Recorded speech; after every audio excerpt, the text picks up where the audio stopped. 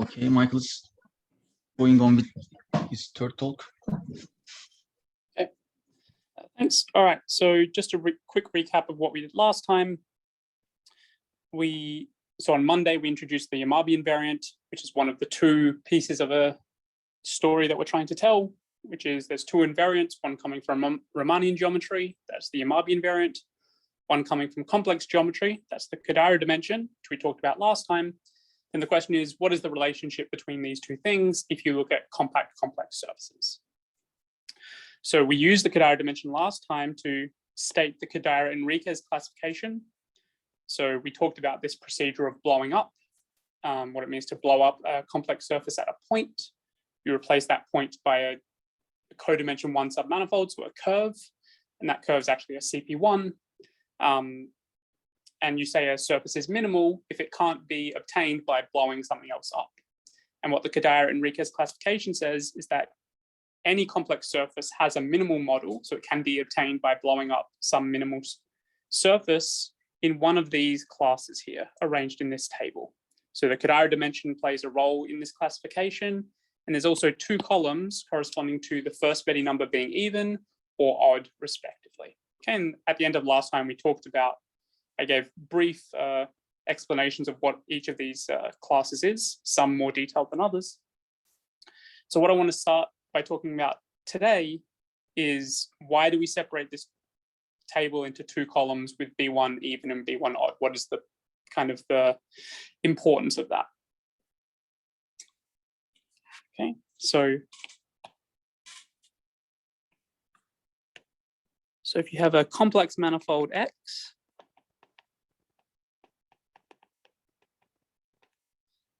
then it has an associated almost complex structure.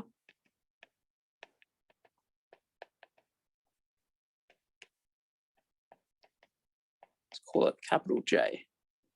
Okay, so an almost complex structure is an endomorphism of the real tangent bundle, which composed with itself is minus the identity.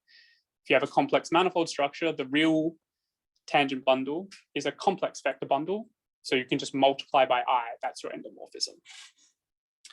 Okay, so if G is a Riemannian metric on X,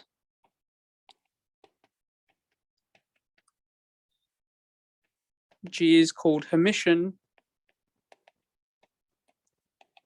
if G is compatible with the almost complex structure in the following sense.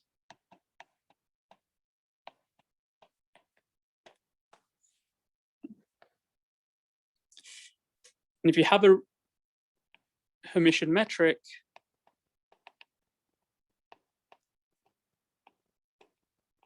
this compatibility condition tells you that omega of xy, omega of VW defined to be G of JVW is a non-degenerate two-form.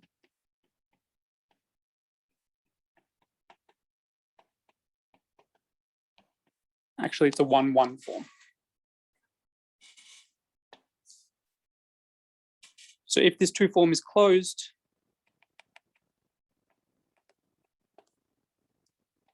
G is called a Scalar metric.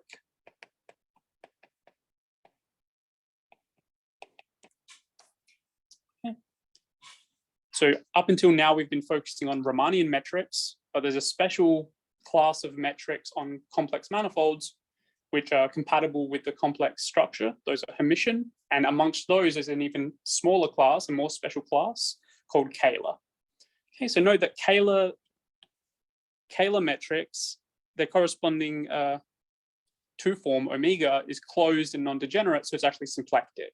So let me just point out, Scalar implies symplectic.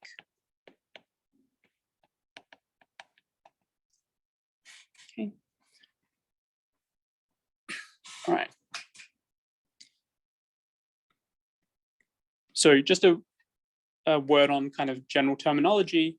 If I say a Scalar manifold, what that should mean is a complex manifold with a choice of Scalar metric.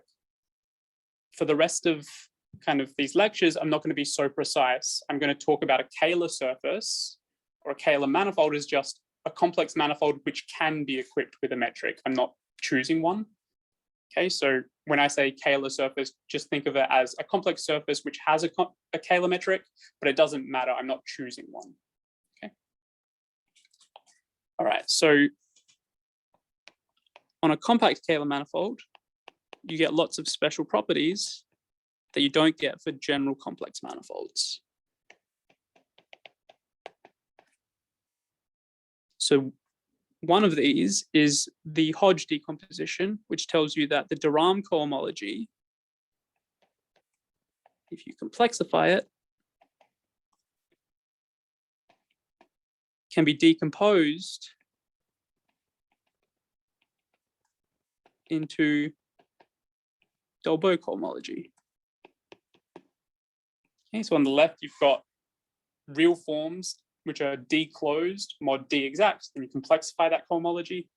On the right, you have these Dolbeau cohomology groups, which are PQ forms, which are D-bar closed, mod D-bar exact ones. Okay, so you basically decompose K form into its PQ parts, and this decomposition at the level of forms, at the level of harmonic forms, gives a rise to an isomorphism of cohomology groups. This is called the Hodge decomposition. Okay. So this implies that the kth Betti number of X, which is a topological invariant, is equal to the sum P plus Q equals K of these Hodge numbers of X, which are just the dimensions of these groups. Okay. So a priori, these numbers depend on the complex structure, but if you add them all up, they give you a topological invariant. Moreover, if you have a Dolbeau cohomology group on a Kähler manifold where you reverse the bigrading, you get a conjugate vector space. Okay, so this is not true on a general Kähler manifold, on a general complex manifold, but it is true on a Kähler manifold. It follows from Hodge theory. Okay, so this implies that HQP of X is equal to HPQ of X. Okay, so there's this additional symmetry in the Hodge diamond of a Kähler manifold that you don't have for a complex manifold. Okay. So this implies that the odd Betti numbers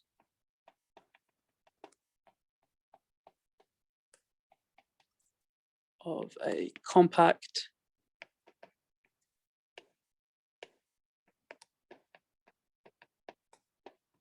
Kähler manifold are even. Okay, so the reason being, if you've got, say, B2K plus 1 of X, P plus Q equals K, HPQ of X. This is the sum, say, P equals 0 to, so this is 2K plus 1. P equals 0 to 2K plus 1, HP 2K plus 1 minus P of X. So you can split this up into P equals 0 to, what would it be? K plus 1, HP. Maybe I want to go to K.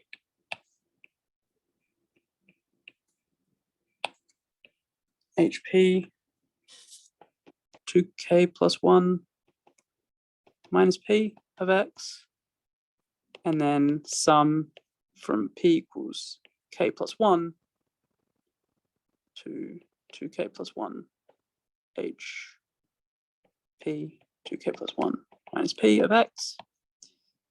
And what this symmetry here tells you is that there are K plus 1 terms here, and there are K plus 1 terms here, if I've done everything correctly. And each one of these terms, if you switch the indices, gives you one of these terms. So these two sums are equal, so you get an even number. So let me just point out, these are equal.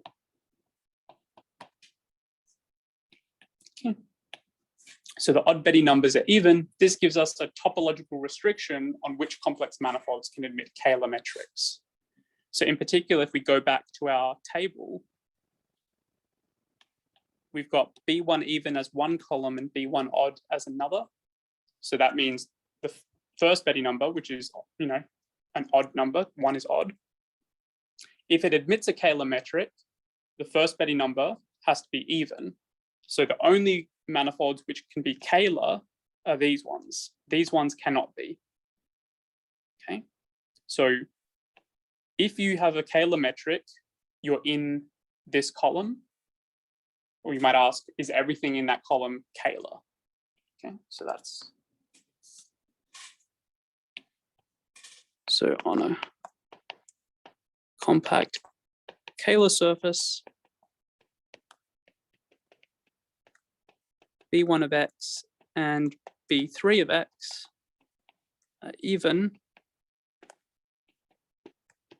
By Poincare duality, they're actually equal.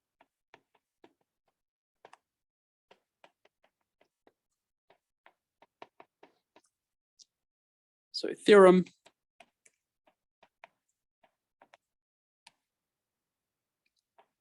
A connected, compact, complex surface is Kähler, by which I mean admits a Kähler metric, if and only if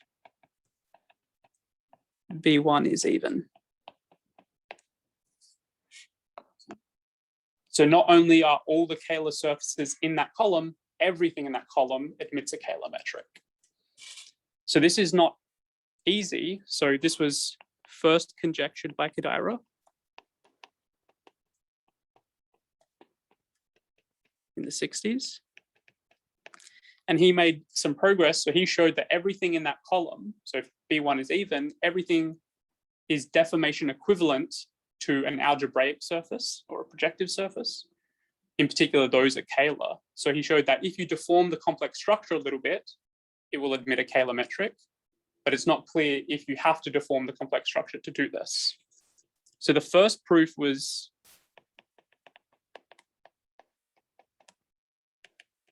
basically just running through the cases in the classification, checking each family individually.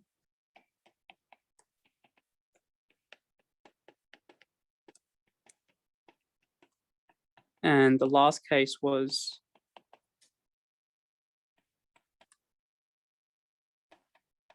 K3 surfaces. This was done by Stu. I think the paper is called Every K3 Surface is Kähler, or K3 Surfaces are Kähler. Later on, there was another proof. So kind of two proofs appeared independently. They're actually published back to back in the same journal that didn't use the classification. So Buchdahl and Lamari gave a proof without using the classification.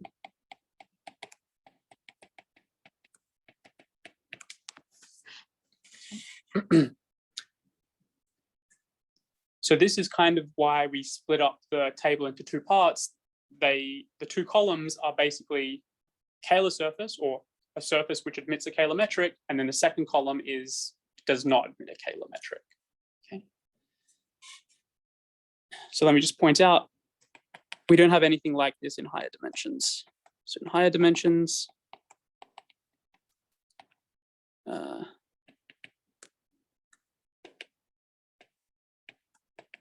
a compact complex manifold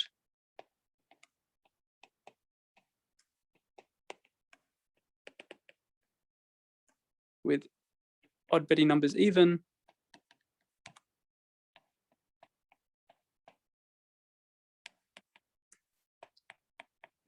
need not admit a Kähler metric.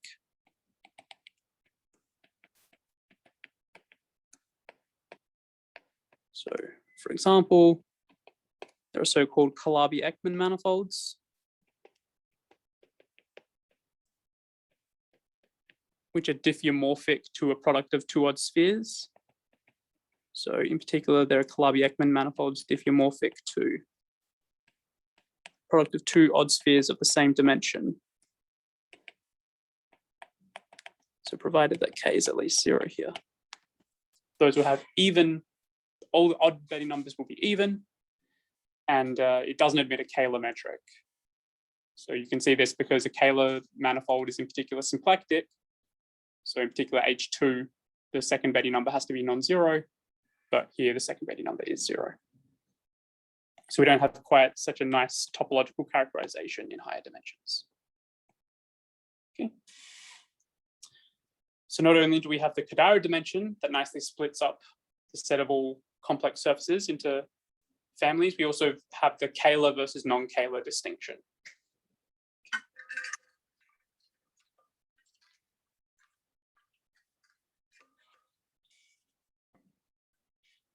Now returning to our main question, which is, I have these two invariants associated to any compact complex surface, the Yamabe invariant and the Cadera dimension. What is the relationship between these two? That was the main question we started out posing. And now we get on to the first answer towards that. Okay, so this is the next section, which is called Lebron's theorem.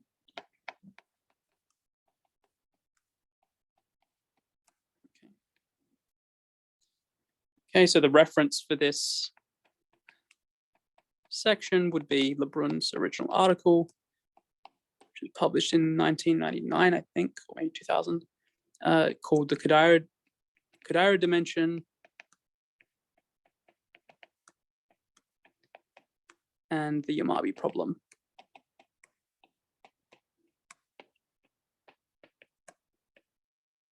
Okay.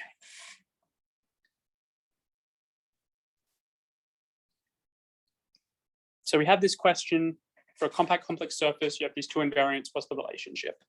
Well, a natural thing you could have wondered when I first said that in the first day is, well, why compact complex surfaces? You know, Cadera dimension makes sense for any complex manifold. So you could also ask it for compact complex manifolds of any dimension, right? So why start at dimension 2? So let's start at dimension 1 and see what happens there. So actually in the two lectures previously, we calculated the Yamabe invariant of real surfaces and we calculated the Cadera dimension of Riemann surfaces. So in complex dimension 1, we actually have information about these two. So previously,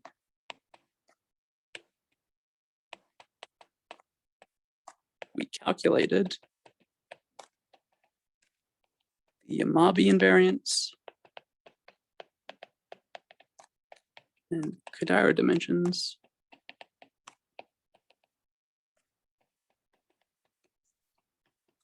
of Riemann surfaces.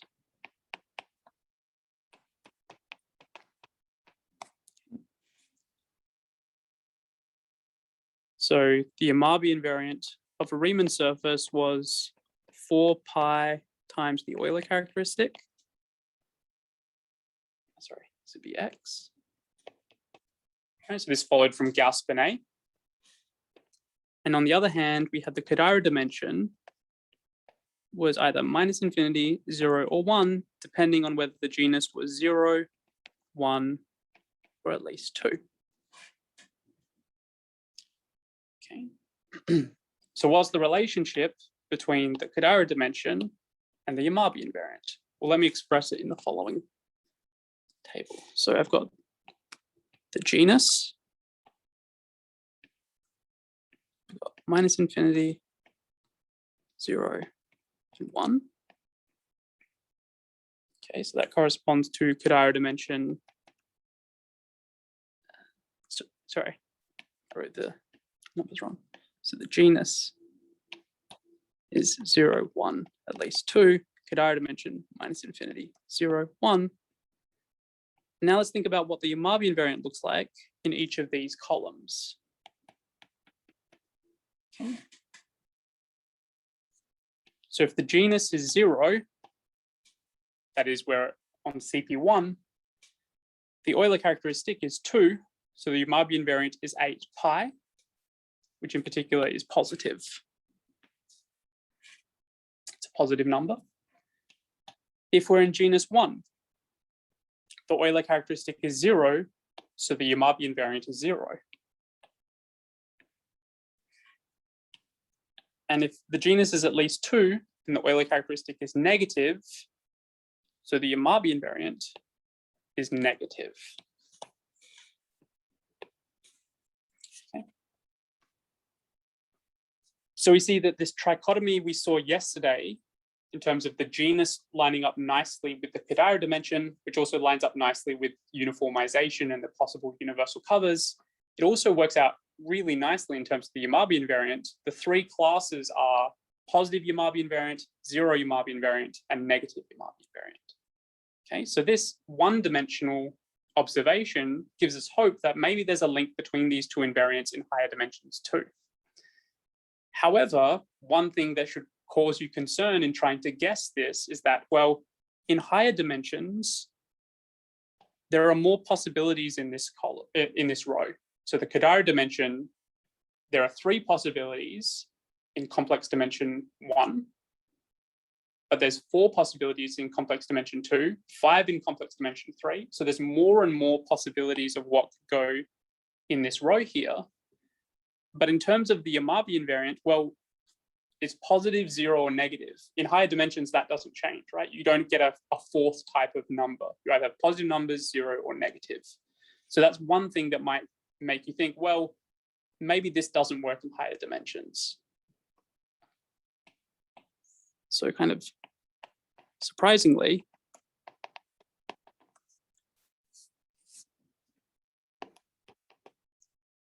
there is an analog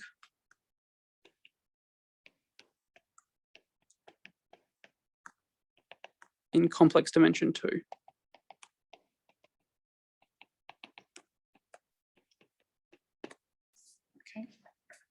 So despite this fact that there's now 4 different Cadera dimensions, there's still some relationship here. And this is the theorem that Lebron proved. So, theorem, Lebron.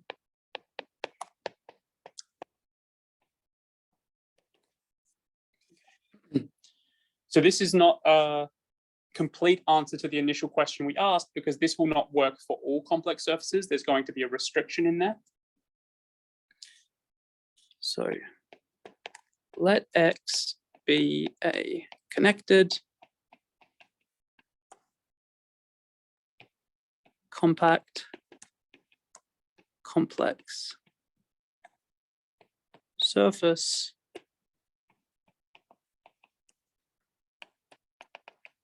which admits a Scalar metric. Okay, so this is the restriction we need. Okay, so this won't work for all complex surfaces. It will only work for the complex surfaces in the first column of our classification. Okay, and as we mentioned above, this is equivalent to the topological restriction that the first Betti number is even.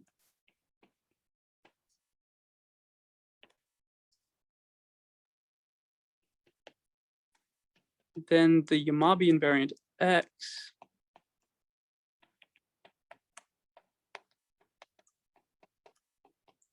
satisfies the following.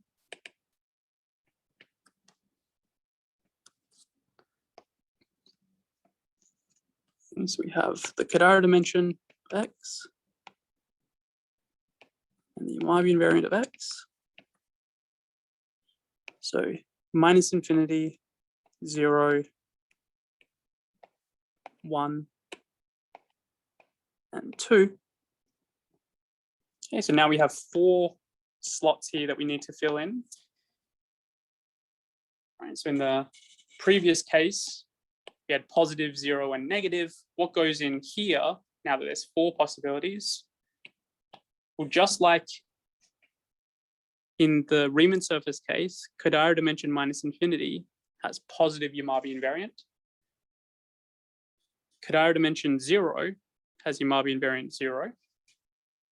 Now Cadera dimension 1 also has Yamabe invariant 0, and Cadera dimension 2 has negative Yamabe invariant.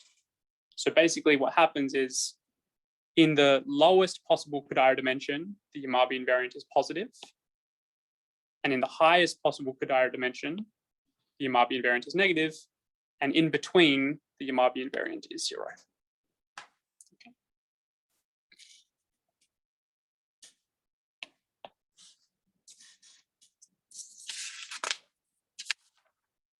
So moreover,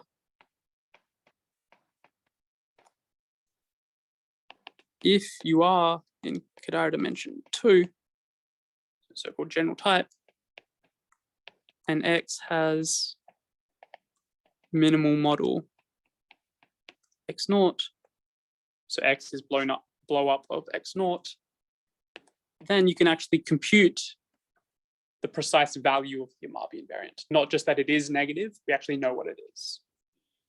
So then the Yamabe invariant of X is the same as the Yamabe invariant of the minimal surface. Okay, so blowing up doesn't change the value in this case. And it's given by minus 4 pi times the square root of 2c1 of x naught squared.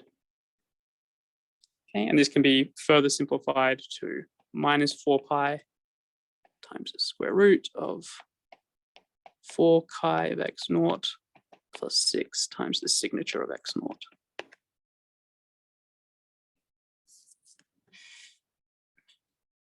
So it follows from the classification structure that this is actually positive. C1 squared of a general type surface is always positive in the minimal case.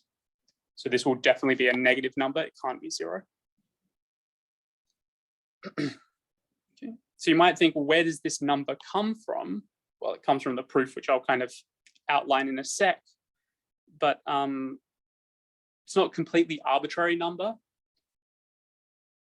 So if X naught admits a Kähler-Einstein metric, so in this case it would be a Kähler-Einstein metric with negative lambda, if you like, then if you apply the Einstein-Hilbert functional to that metric, this is the value you'd be calculating. Okay, so it's not a completely arbitrary thing. It's the Kähler-Einstein metric is actually realizing the Yamabe invariant when it exists.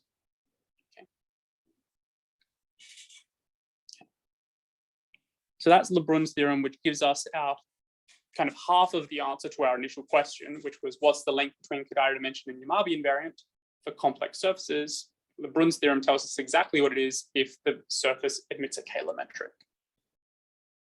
Okay. So the proof is, technical and has lots of parts. I just want to give an overview of the steps of the proof.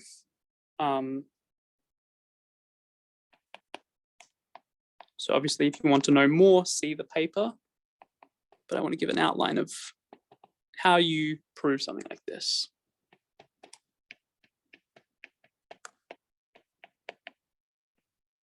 Okay, so step 1. If the Cadera dimension is minus infinity, then I'll still use x naught to denote the minimal model. Then by the classification, x naught is diffeomorphic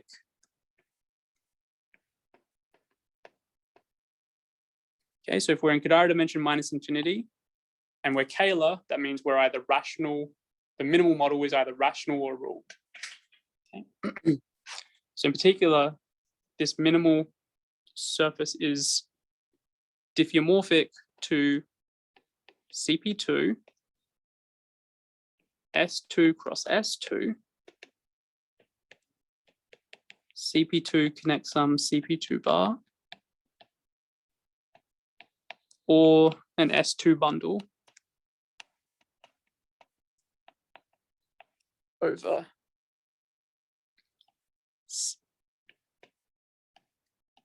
a surface of genus G bigger than 0. Okay, so if you're rational, if you're minimal rational surface, you're either CP2 or a Hirzebruch surface. So CP2, all Hirzebruch surfaces are diffeomorphic to one of these two. And then these are the ruled surfaces, which are CP1 bundles over a curve of genus at least 0. So one can construct PSC metrics. So I'm just going to use PSC as shorthand for positive scalar curvature.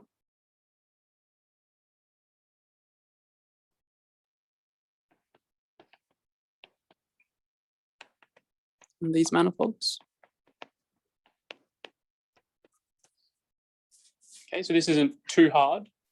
Okay, some of these you may already know. So S2 cross S2, just the product of the round metrics, the Fabini-Studi metric on CP2, for example. The S2 bundles requires a little bit of effort. So if it was a trivial S2 bundle, then you could just take the round metric on S2 and then any metric on the base. And then if you change the radius of the S2, it will eventually be positive scalar curvature. If it's a non-trivial bundle, you have to kind of argue that you can choose a metric where the S2 fibers are totally geodesic, and then argue that a similar type of construction also works in the non-trivial case. But the idea is that these you can exhibit positive scalar curvature metrics on these, so they will have positive Yamabe invariant, but that only deals with x naught. What about x? So what happens if we blow up? Do we still have positive scalar curvature? So the Bronze theorem says yes, but why is that true?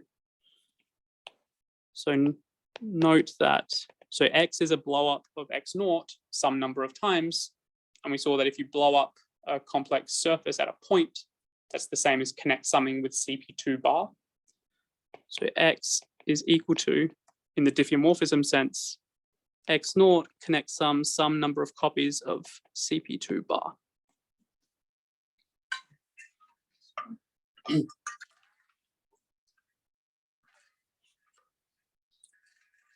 We know x naught has positive scalar curvature. Now we're asking, does this thing have positive scalar curvature?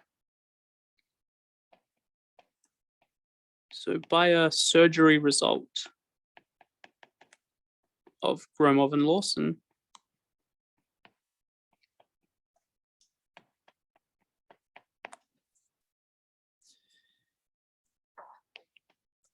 the connected sum of two manifolds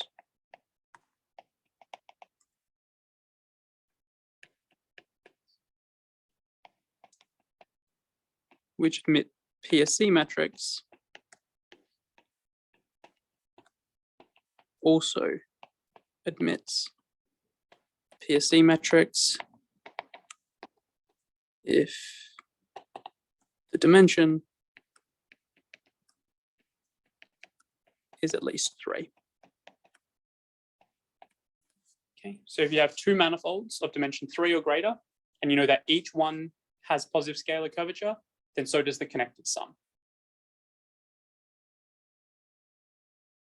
Okay, this is a theorem of Gromov-Lawson. They actually prove much more. They show that if you have a positive scalar curvature manifold and you do a surgery of codimension at least 3, then it still has a positive scalar curvature.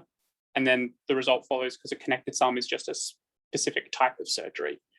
It's a 0 surgery or a codimension n surgery in dimension n. So if the dimension is at least 3, their theorem applies. So we know that x naught has positive scalar curvature, and we connect summing k copies of CP2 bar, but CP2 bar has a positive scalar curvature metric because CP2 does, right? The orientation doesn't affect the sign of the scalar curvature.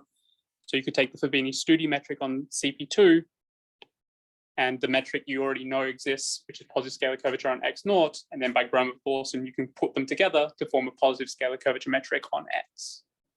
Okay.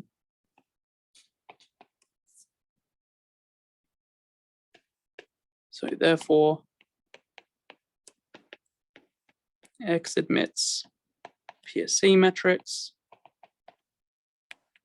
So the Yamabian variant of x is positive. So that part's not too bad. Kind of the classification gives you a bunch of diffeomorphism types. You can construct some examples, then you check what happens under the blow up. Okay.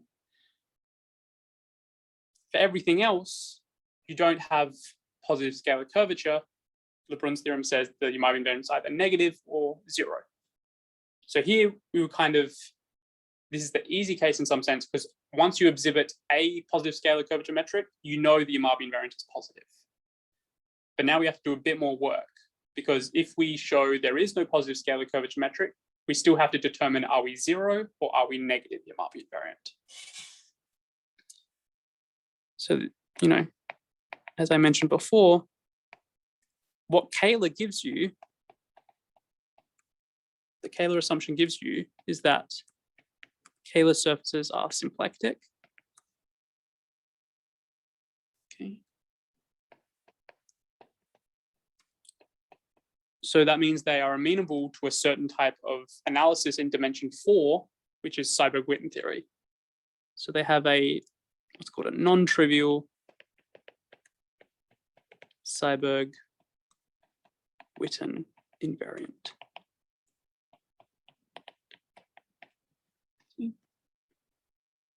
So if you don't know what Seiberg-Witten theory is, I'm not going to describe it here, but it's a tool that comes from gauge theory, studying of connections on 4 manifolds. So it's specific to 4 manifolds, kind of, and it has implications for positive scalar curvature, as we'll see in a sec. So there's a theorem of Taub's which says if you have a symplectic 4 manifold, then the Seiberg-Witten invariant, which is a map from a certain thing to Z, there's a certain element of the domain where that maps to a non-zero number. Okay, and it comes from the symplectic information. So what this tells you is that if b plus of x is bigger than 1, so what is this? This is the dimension of the space of self-dual harmonic 2 forms, okay, which a priori depends on a metric, but the dimension is independent of a metric. So it's just, or if you like, it's the set of degree 2 cohomology classes whose cut product with themselves is positive. Okay, so all it depends on is an orientation. So if that's at least 1, or it's bigger than 1, then it follows from a Weizenbach formula.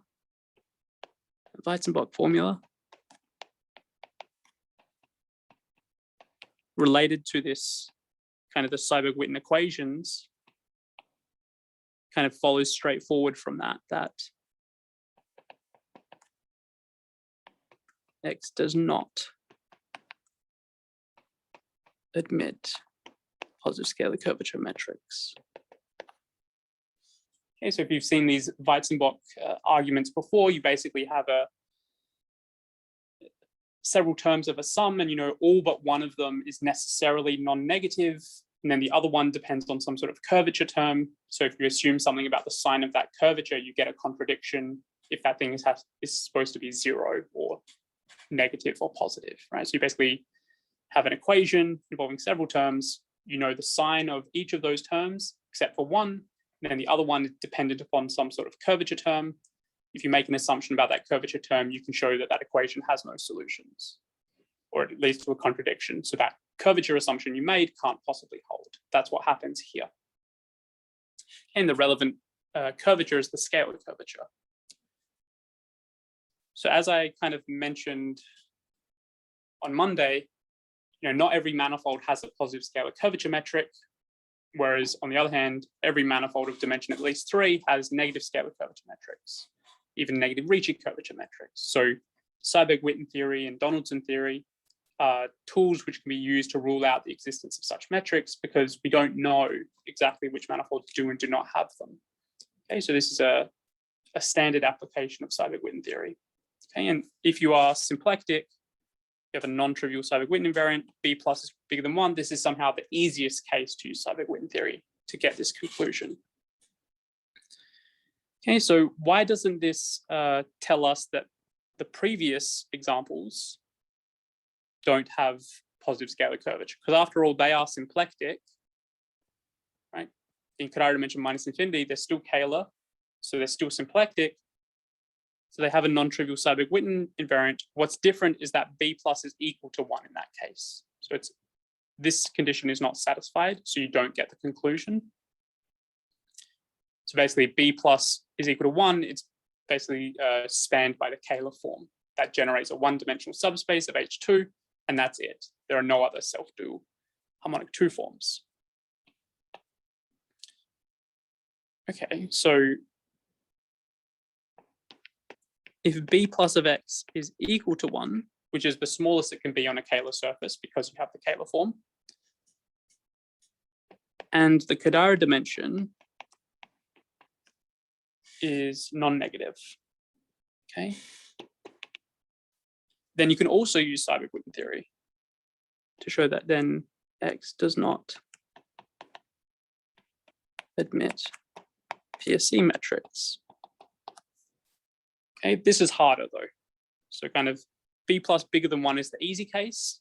And then when B plus is equal to 1, you have to be very careful and delicate things can happen. So for example, here B plus equals to 1 and Cadera dimension non-negative, you get that there are no positive scalar curvature metrics. But up here in case 1, we have Cadera dimension minus infinity, and we still have B plus equal to 1, and there the conclusion is not true. Okay, so it's very delicate in the B plus equal to 1 case, whereas in the B plus bigger than 1 case, it's automatic. Okay, so this was shown by Friedman and Morgan, kind of in the very productive couple of years after the introduction of the Seiberg-Witten equations in the late 90s. So let me say this is a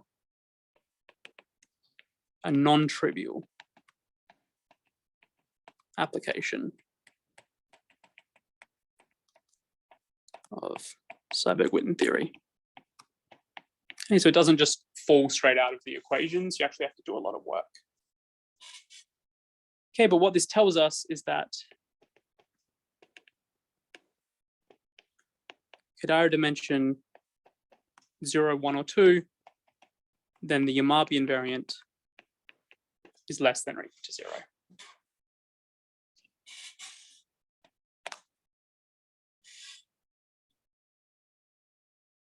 So now we have to figure out, well, how do you show that in Cadera dimension 0 and 1, it's actually equal to 0, but in Cadera dimension 2, it's negative. So what's different about Cadera dimension 0 and 1 versus 2 is that every surface with Cadera dimension 0 or 1 is deformation equivalent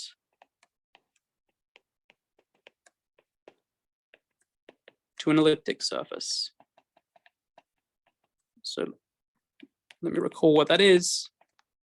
An elliptic surface is a complex surface which admits a map to a Riemann surface such that almost all fibers are elliptic curves. So you might have a couple of singular fibers, but everything else, it's a nice smooth elliptic curve. So if you're in Cadera dimension 0 or 1, you either are elliptic, or if you perturb the complex structure a little bit, you become elliptic. So in particular, every Cadera dimension 0 or 1 complex surface is diffeomorphic to an elliptic surface. So you might as well, from the point of view of the Yamabian invariant, assume it's elliptic. So what Lebron shows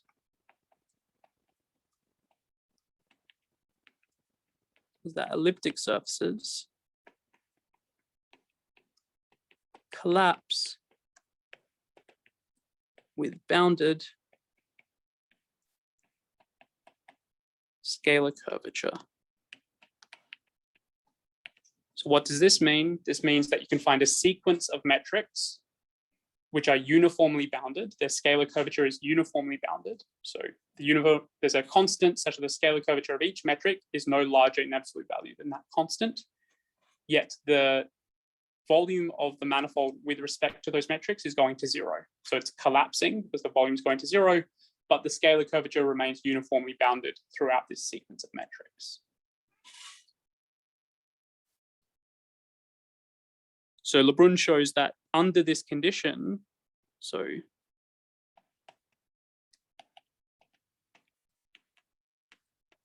you can show that, what Lebron shows that the Yamabian variant is non-negative. So if you have this sequence of metrics where the scalar curvature is uniformly bounded, but the volume's going to 0, then the Yamabian variant is at least 0. So kind of why should these two things be related? Well, remember the Einstein-Hilbert functional is you integrate the scalar curvature and you divide by a power of the volume. So if you think about what happens in this sequence of metrics to the Einstein-Hilbert functional, you're integrating the scalar curvature, which is bounded above by some constant times the volume, divided by some power of the volume. So you've effectively got a bounded constant times a power of the volume. That's all that's left. That's an upper bound for this Einstein-Hilbert functional, and the volume is going to 0. So you basically see that the Einstein-Hilbert functional applied to these metrics is going to 0. Okay, so now you can argue that this shows that the Yamabian variant is actually non-negative. It takes a little bit more work than that, but that's the link.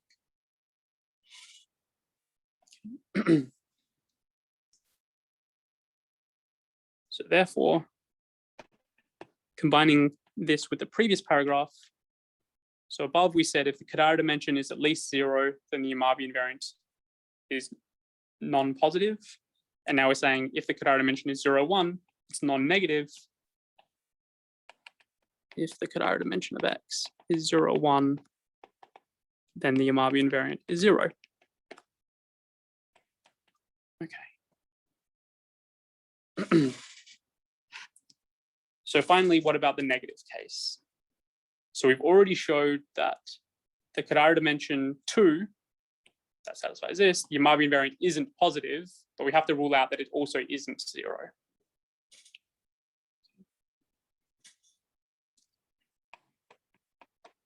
So using an alternative characterization of the Yamabian variant,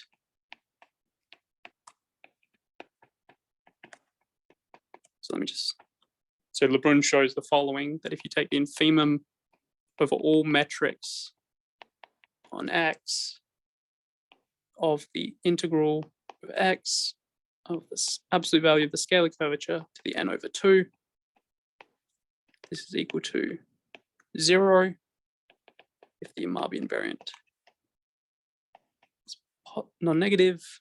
It's equal to the absolute value of the Yamabian variant to the n over 2 if the Yamabian variant is negative. So Lebron shows that you can try and calculate the Yamabian variant in this way.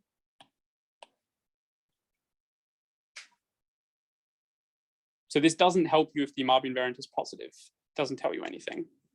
Okay, but if the Yamabian variant is negative, you can compute the Yamabian variant this way, because if you can calculate this, then if you have a positive scalar curvature metric, you get 0. You don't know what the Yamabian variant is beyond its positive. But in the negative case, you can actually get a value from this characterization. Okay. So this characterization and a careful analysis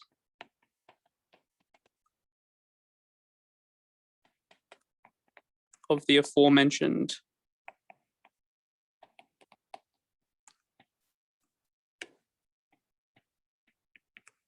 Weizenbach formula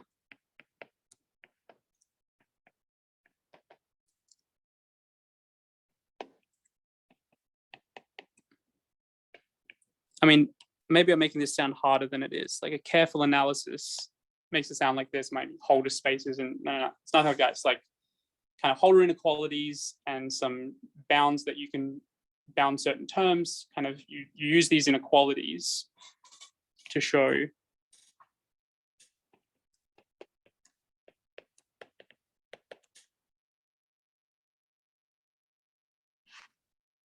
Yamabe of invariant of X is equal to invariant of X naught is equal to minus 4 pi times 2 times C1 of X naught squared. Okay.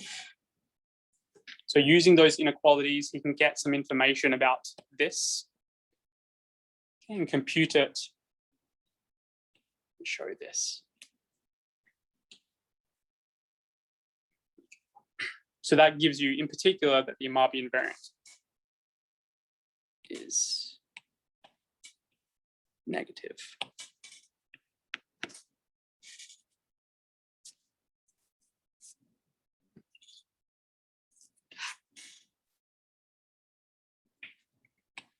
So one thing you can use this theorem to do is say, if I have a complex surface and I know B1 is even, so emits a Kähler metric, but I don't know what the complex structure is, I just know the diffeomorphism type, then the Yamabe invariant can help me to determine its Cadera dimension. So if I know the diffeomorphism type and I know the Yamabe invariant is positive, I know that the Cadera dimension is minus infinity. If I know the Yamabe invariant is negative, I know that the Cadera dimension is 2. Okay. If I know the Yamabe invariant is 0, I don't quite know what the Cadera dimension is. I know it's either 0 or 1. So the question is, could you distinguish these two just using the Yamabe invariant? The Yamabe invariant distinguishes minus infinity, 2, and 0, 1, but it doesn't seem to distinguish 0 and 1 because they both have the same Yamabe invariant. So let me point out in the same paper,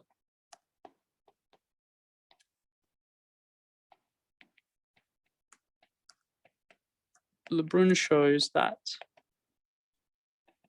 if you know the Yamabe invariant is 0 and it is realized, so remember this means there's a Yamabian metric whose Einstein-Hilbert functional is 0. Okay. So remember, Yamabe metric means in particular constant scalar curvature. If it's Einstein-Hilbert functional is 0, that means it's scalar flat, its scalar curvature is 0. Because the Yamabe invariant is 0, that means there's no positive scalar curvature metrics. So if you have a scalar flat metric on a manifold with no positive scalar curvature, it's actually Ricci flat. So it means it's necessarily by a Ricci flat metric.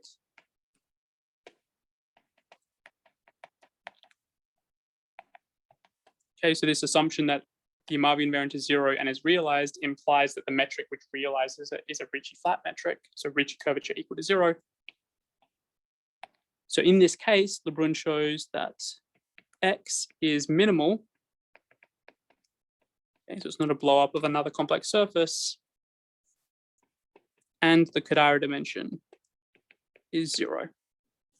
Okay, so this is one way you could try to distinguish between Cadera dimension 0 and 1 using the Yamabe invariant, which is it realized? So provided it's minimal, this will distinguish the two cases. Okay, so I should point out that such surfaces admit not only Ricci flat metrics, but Ricci flat Kähler metrics. By Yau's solution of the Calabi conjecture.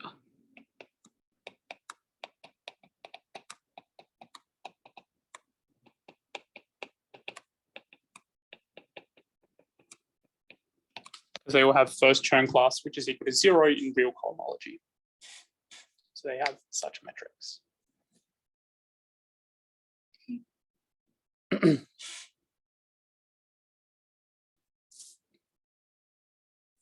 All right.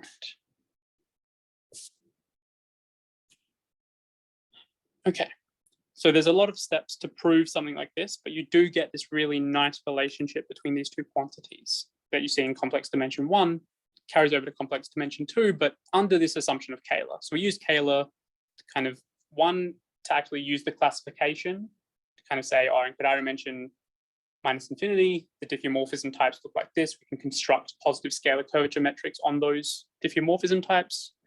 And then we also use the fact that it's Kähler to use the existence of a symplectic form, which had implications in Seiberg-Witten theory. Okay, if you drop the Kähler assumption, you now have new diffeomorphism types that don't occur coming from the second column, and it's not automatically symplectic. So you don't see any potential use of Seiberg-Witten theory. So this doesn't immediately kind of generalize to non-Kähler, it's kind of specific to Kähler. One thing I'd like to point out is that in the statement of the theorem, I had positive, 0, and negative Yamabe invariant.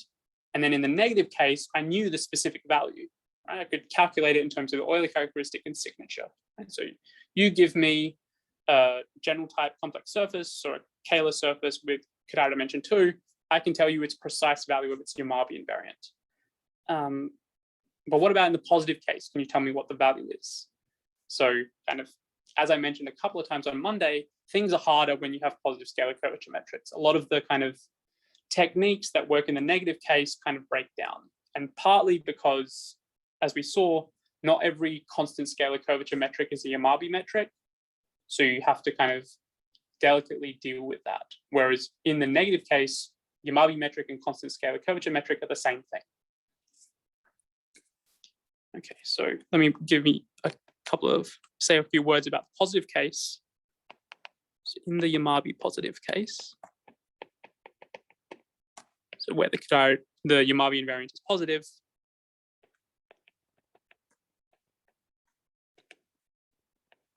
it's much harder to compute y of x. So for example, this characterization up here doesn't tell you anything if you have positive Yamabe invariant. So the only known example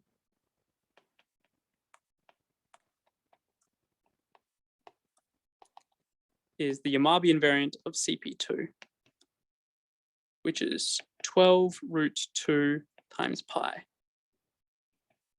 which is realized by the Fubini-Studi metric, okay, which is in particular an Einstein metric.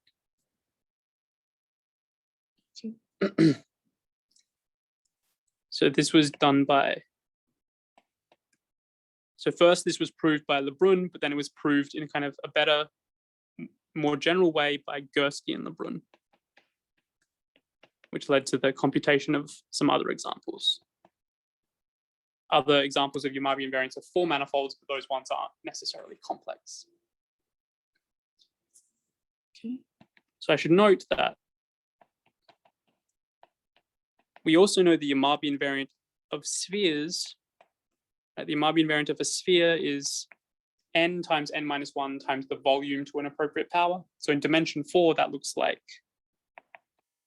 8 root 6 pi.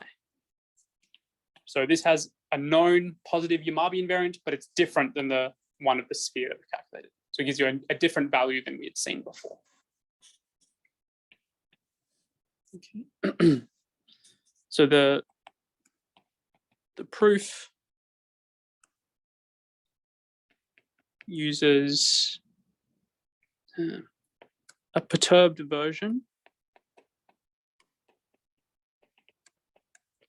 of the conformal Laplacian we saw on Monday. So you basically take that Laplacian and you subtract away an appropriate function. So that function has what they call in the paper weight minus 2, and that function is constructed from a self-dual 2 form, basically the norm of a self-dual 2 form. Then there's relationships between that 2 form, this function, this perturbed conformal Laplacian. Okay, so they don't only calculate this in that paper, they actually get a lot of mileage out of this. So they use this perturbed version of conformal Laplacian and give an upper bound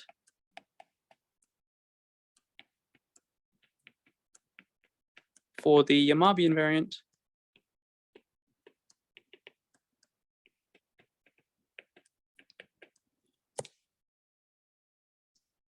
of any positive definite 4 manifold.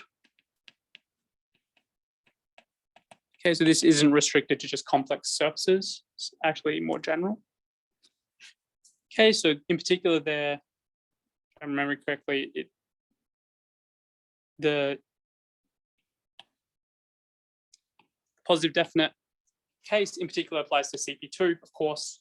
They also do CP2 connect sum with S1 cross S3 or copies of S1 cross S3 or several copies of CP2. So those kinds of manifolds are dealt with in this paper. Okay. Another comment about the Yamabe positive case, which is a little bit different to everything else, is that it follows from the Bronze theorem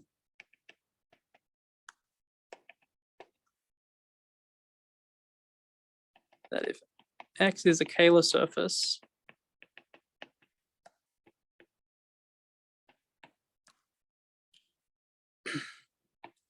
with non-negative Cadera dimension, equivalently non-positive Yamabe invariant, then the Yamabe invariant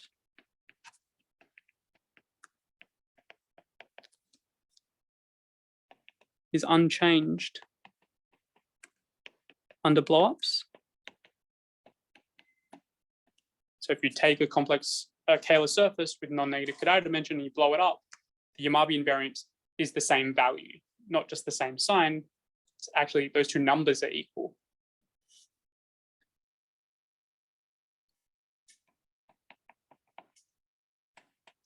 It is not known if this is still true for Kähler surfaces with Cadera dimension minus infinity. Okay, so because we can't really compute a lot of examples, we don't know whether in the positive case, if you do a blow up, do you actually change the value? So in particular, if you look at CP2 connect some CP2 bar, we don't know what the value of that Yamabe invariant is. It could be the same as CP2, could be different.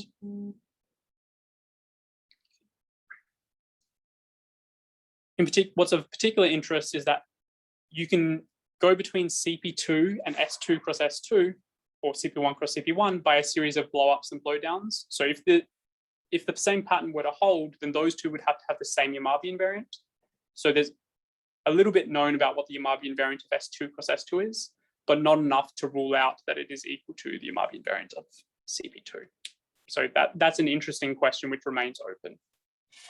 Is this a property that kind of only exists for Cadera dimension greater than or equal to 0, or does it also hold always? Is it just harder to show in this case? Okay. So Lebron's theorem answers our question half of the time. So if our complex surface is in the first column of the classification, Lebron's theorem tells us exactly the relationship between the Cadera dimension, a complex geometric invariant, and the Yamabe invariant, a Riemannian geometric invariant. So given Lebron's theorem, right, given any theorem, what you can try and do is make it more general. So how do you make a theorem more general? You can either strengthen the conclusion or weaken the hypothesis. So remove some conditions that you need on the theorem. So the theorem, how could you try and strengthen the theorem? Well, the only way you could really try and strengthen it is by computing the Yamabe invariant in the positive case, which I've just alluded to is very difficult. So strengthening that way seems like it's pretty hard. It's an interesting thing to do, but it's not going to be immediately doable. So instead, let's try and remove some of the hypotheses and see if we can get kind of the same theorem for a larger class. Okay, so what are the two hypotheses in Lebron's theorem? Right. Well, there's many. So let X be a connected compact complex surface which admits a Kähler metric. So one thing we could try and do is remove the fact that it's a surface. So we could ask for complex dimension 3, 4, 5, or whatever. The other thing we can try and drop is that it admits a Kähler metric. These are kind of the two restrictions I want to focus on. So there are two restrictions we could try to remove from Lebron's theorem.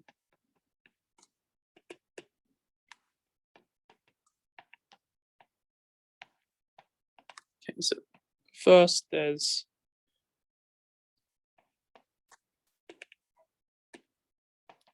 restriction to complex dimension 2. And the second, there's the existence of a Kähler metric.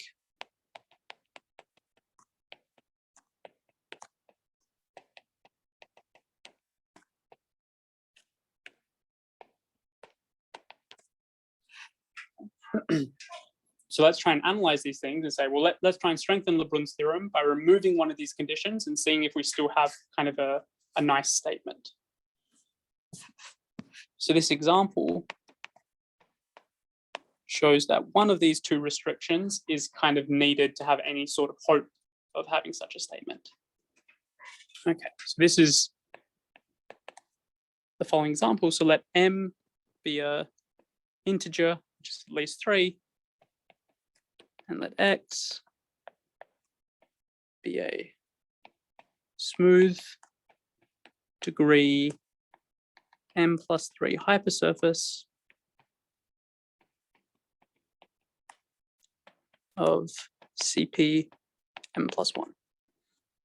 Okay, so just like yesterday I said, you can construct an example of a K3 surface using a Fermat quartic. So it's take a homogeneous degree 4 polynomial, take the 0 set of that inside of CP3, that gives you a smooth surface. More generally, you can take a homogeneous polynomial of degree m plus 3, and then generically that'll give you a smooth hypersurface. So I'm saying just take one of those. Doesn't matter what the equation is, as long as you get a smooth hypersurface. Then this x has several properties that are easy to show. So first, the Cadera dimension of x is m, which is maximal. Okay. So in general, if you take a hypersurface of complex projective space, there are 3 possibilities for its Cadera dimension: -infinity if the degree is small enough, 0 if it hits a critical value, and then maximal if it is greater than that critical value. Okay. So that follows from the adjunction formula. Much easier to see is that the dimension of x as a complex manifold is m, because it's a hypersurface in a manifold of dimension m plus 1. So its real dimension is twice that, which is at least 6, because m is at least 3. It's also simply connected. That follows from the Lefschetz hyperplane theorem. And also x is non-spin. So it's not a spin manifold.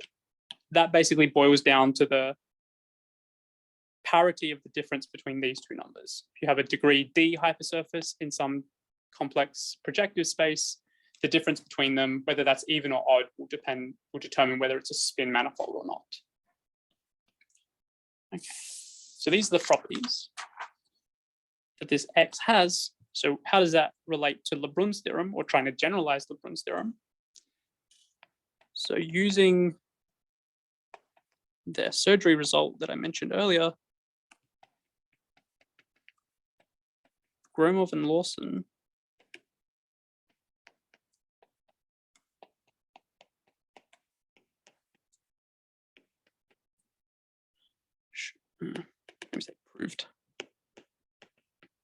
proved that any closed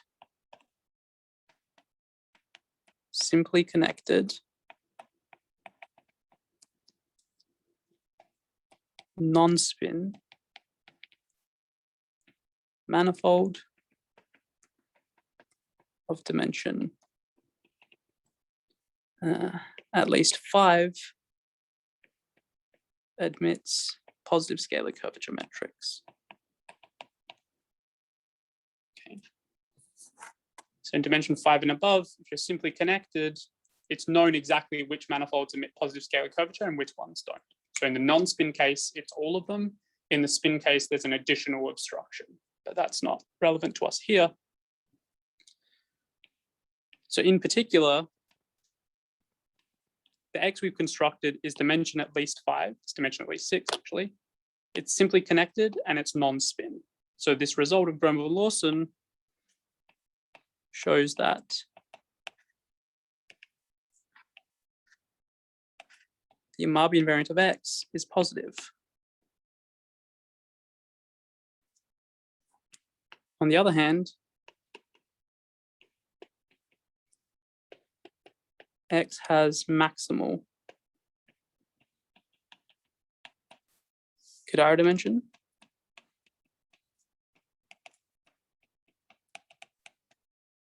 So if you think about what happens in dimension 1 and complex dimension 1 and complex dimension 2, the right-hand side of the table, the column which corresponds to the maximal Cadera dimension, that has negative Yamabe invariant. But here, in higher dimensions, we have these examples where you have maximal Cadera dimension, but now you have positive Yamabe invariant. Okay, so the pattern doesn't hold.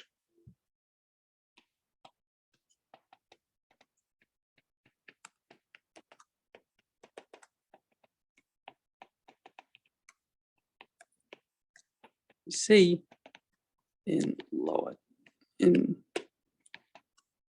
complex dimensions 1 and 2. So this kind of indicates that we can't generalize Lebron's theorem to higher dimensions. Nothing like that could possibly be true. Right? Just basically, using this Gromov-Lawson result, you can produce positive scalar curvature metrics on general type manifolds of higher dimensions, so you don't get the same pattern. It's kind of, let me just mention that one reason this happens, so one reason why such problems arise in higher dimensions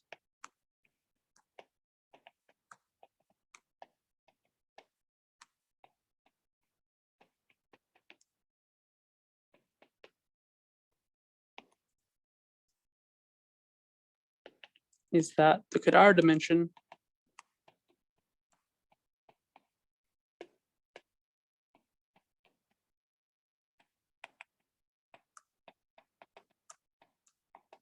is not a diffeomorphism invariant.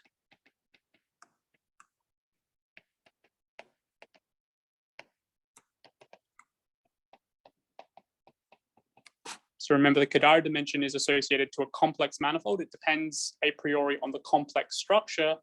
So in particular, if you change the complex structure, the diffeomorphism type hasn't changed, but you may have changed the Cadera dimension. So that is, there are diffeomorphic complex manifolds, say x1, x2, with Cadera dimension of x1 not equal to the Cadera dimension of x2. However, they will have the same Yamabe invariant because they're diffeomorphic. Right? So this is kind of one reason why these kind of problems start happening in dimension 3. So many examples.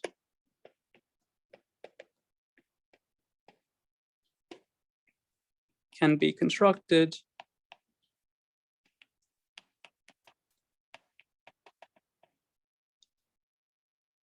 using the S cobordism theorem.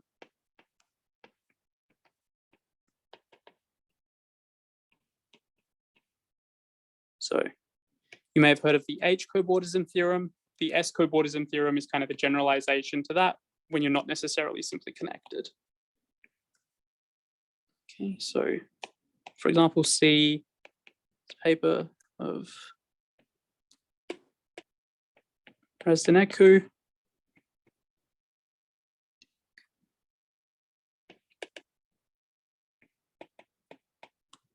In 06. There's lots of pairs there. Okay, on the other hand, in complex dimension 2, it is a diffeomorphism invariant.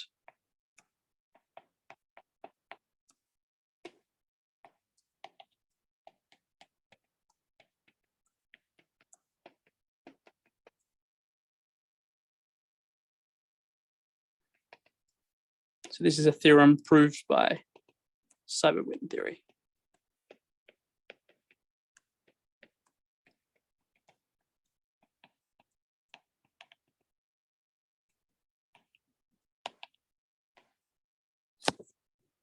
Okay, I should say here I'm talking about the Kähler case. In the Kähler case,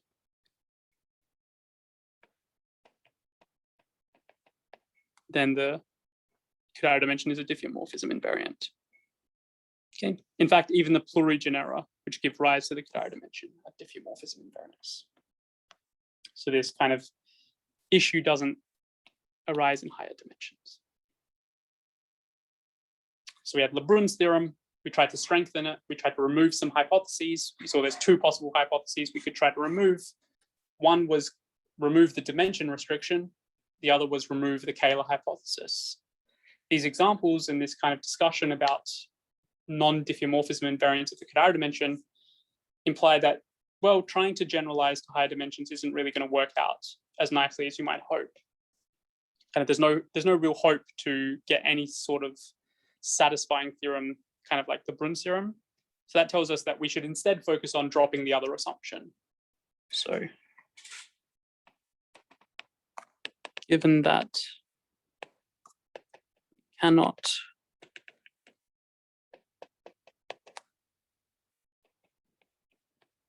remove the dimension restriction,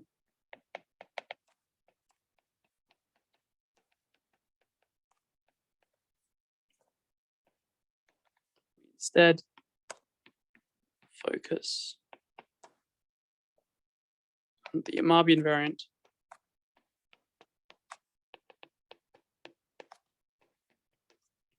of non-Kähler surfaces.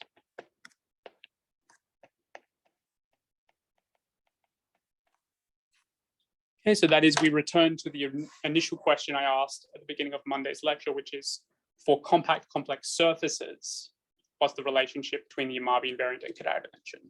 And now you see why I said surfaces in that question, because what we were just saying says that, in higher dimensions, you don't have this really nice relationship. Okay? Whereas in complex dimension 2, at least in the Kähler case, you do have a really nice relationship. So there's some hope that maybe that relationship persists in the non-Kähler case. And what we're going to talk about on Friday is, to what extent is that true? What is known about the Yamabian variant of non-Kähler surfaces, and what is still left to do? Do we still have this really nice relationship that kind of positive, zero, negative kind of lines up with Cadera dimension, or is it more complicated? We know the proof doesn't really translate because that relied on, the Cadera Enriquez classification and Seiberg-Witten theory because it's symplectic. Those tools don't necessarily work automatically in the non-Kähler case. You have to kind of analyze them separately. So what we'll do on Friday is kind of talk about very recent work that I've done together with Lebron, starting my thesis about the non-Kähler case, and we'll see how far we can get on Friday. I think that's it for today. All right, thank you very much. Any question? Yes. Any question? I'm gonna ask something about this Calabiakman counterexamples. Calabiakman. Yep. Those has even Betty numbers mostly zero. So yeah, if they are non-trivial, then there is no example, I guess. Even then you have you can have examples. So like if you blow up a Calabi, like take S3 cross S3 as a Calabiakman manifold and do a blow up of a point. So it's diffeomorphic to a connect sum with CP3 or CP3 bar. Then the even Betty numbers are at least 1, so they're equal to 1, and the odd Betty numbers are positive, even.